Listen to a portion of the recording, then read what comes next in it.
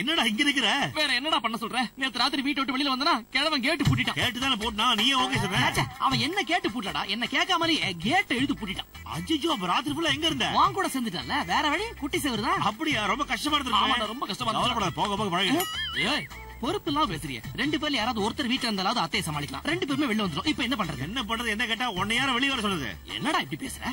உனக்கு அடிபட்டிருக்குன்னு போன் வந்துச்சுன்னா அதான் வெளியில வந்தேன். எவனோ ஒரு கேன பையன் எனக்கு அடிபட்டு போன் பண்ணி சொன்னா வெளியே வந்துருவேடி. என்னடா மச்சான் இப்படி பேசுற? இப்ப நாளைக்கு எனக்கு அடிபட்டுருச்சு அப்படின்னு யாராவது உனக்கு போன் பண்ணா நீ ஓடி வர மாட்டேன்? மாட்டியா? ஆமாண்டா, ஃப்ரெண்டா ஃபர்ஸ்ட் நைட்டா வரும்போது நான் ஃபர்ஸ்ட் நைட்டுக்கு தான் முக்கியத்துவம் தருவேன். டேய் துரோகி, உனக்காக ஃபர்ஸ்ட் நைட் கேன்சல் பண்ணிட்டு ஓடி வந்தனே, என்ன பார்த்து நீ என்ன வார்த்தை சொல்ற? என்னடா நீ முட்டாள்தனம் பண்ணிட்டு என்ன துரோகி ஆக்குற? ஏய் இரு, யார பார்த்து முட்டாளுங்கற? இப்ப சொல்றடா, நீ செத்தோட நான் வர மாட்டேன்டா. டேய், நான் செத்ததுக்கு அப்புறம் நீ வந்தா என்ன வராட்டி என்ன எனக்கு தெரியவா போகுது? டேய் வேணா சிரிக்காத. சிரிச்சா நான் டென்ஷன் ஆயிடுவேன். டேய் இருடா, நான் சிரிச்சா ரிலாக்ஸ் ஆயிடுவேன்டா. வர ஆத்துக்கு நானும் நீ இப்படி சண்டை போட்டு வச்சுக்க, 2 பேரும் வாழ வெட்டி ஆயிடுவோம் பாத்துக்கோ. ஐயோ மச்சான், நீ அது கொஞ்சம் வாழ்ந்துட்டு வெட்டி ஆனா பரவாயில்ல, நான் இன்னும் வாழவே இல்ல, வெட்டி ஆயிடுவோம் போல இருக்கடா. தெரியுதுல்ல பாப்பலாம். என்ன ஏம்பா இப்ப நம்ம போறோம், ஒருவேளை எல்லாரும் முழிச்சிருந்து நமக்காக காத்துட்டு இருந்தாங்கன்னா எப்படி போய் சமாளிக்கிறது? ஐயோ, ஆந்தவே ஏதாவது யோசிச்சு போட்டா. வாடா வா. எந்த விஷயத்தையும் தீர விசாரிக்காம பொண்ணுங்களை கட்டி கொடுத்து அவங்க வாழ்க்கையே நாசம் பண்ணிட்டு ராஜலட்சுமி. ஆமாமா, அவனுங்க வரமாட்டானுங்க. உனக்கு வேணா சந்தேகமா இருந்தா உள்ள போய் பீரோ திறந்து பாரு.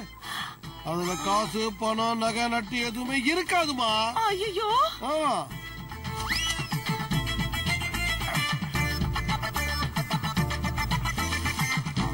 என் மாப்பிள்ளைங்க வரமாட்டாங்களா? திருட்டு பசங்கம்மா வரவே மாட்டானுங்கம்மா. அப்ப அங்க வருது யாரா?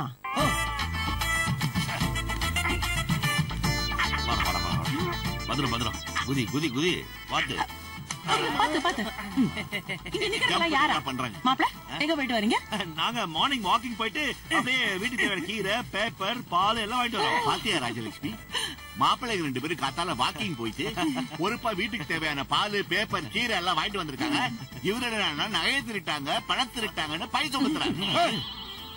அவங்க ராத்திரியே வீட்டு விட்டு போயிட்டு எங்கேயோ கூத்தாடிட்டு இப்ப கீரை பாலோட வரானுங்கடா. ஐயோ ஆண்டவா, அபச்சாரம். என்னடா உங்க வயசுக்கு நீங்க இப்படி தரம் தாழ்ந்து பேசலாமா? அதான காலையில வாக்கிங் போட்டு வர எங்களை பார்த்து யார் கூடயும் கூத்தடிச்சு வர சொல்றீங்க? வெக்கமா உங்களுக்கு? என்னடா அதெல்லாம்? அத்தை, வர உங்க அப்பா எங்களை ரொம்ப அசிங்கப்படுத்துறாரு. ஆமாடா ஜாக், நேத்துக்கு காயத்ரி சொன்னா இந்த மாதிரி வீட்டோட மாப்பிள்ளை யாருன்னா மரியாதை இருக்காது, அதனால எங்கயாவது தனி கொடுத்துல போயலாம் சொன்னா. நான் கேட்கல, இப்ப புரியுதுடா, இப்ப புரியுது. கரெக்ட் மச்சான், நீ உடனே காயத்ரி கூப்பிட்டு சிட்டு வீட்டுக்கு போயிடு. இல்லப்பா, சின்னதா ஒரு வீட்டுக்கு போயிடுன்னு சொன்னேன். சரிடா. மாப்பிள்ள என்ன சொல்றீங்க? ஆமாத்த, ஓலை குடிசையில கால் வயிறு கஞ்சி குடிச்சா கூட கௌரவமா வாழலாத்த. சரியா சொன்னா. மாடி வீட்டுல மட்டன் பிரியாணி சாப்பிட்டு மானங்கிட்டு வாழ்றத விட குடிசை வீட்டுல குஸ்கா சாப்பிட்டு குதூகலமா வாழலாம். சூப்பரா. மேல ஒரு நிமிஷம் கூட நாங்க இந்த வீட்டுல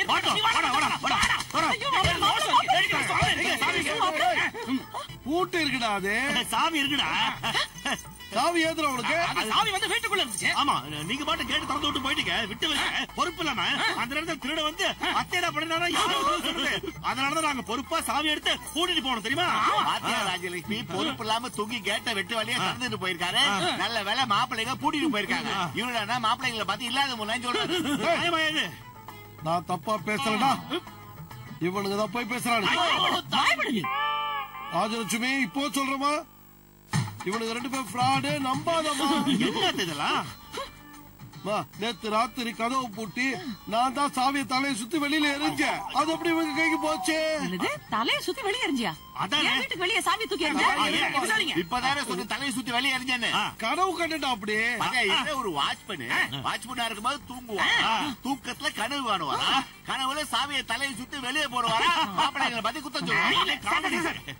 அவர் விட்டுருங்க, அவர் பாவம். எப்பவுமே அளவுக்கு மீறி வயசானா மூளை நரம்பு எல்லாம் பெசகி போய் ஒரு மாதிரி குழம்பி போயிரும். அவர் மென்டல் கிரியாடி. அவர் மட்டும் மென்டல் இல்ல, நீங்கள தான். வாங்க.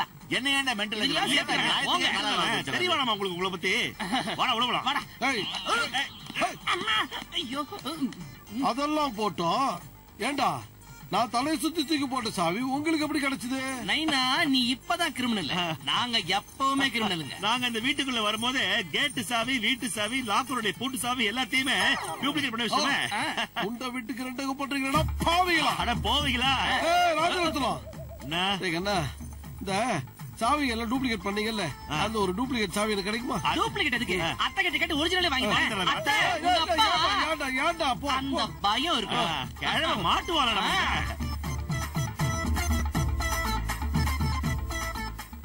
பொண்டாட்டி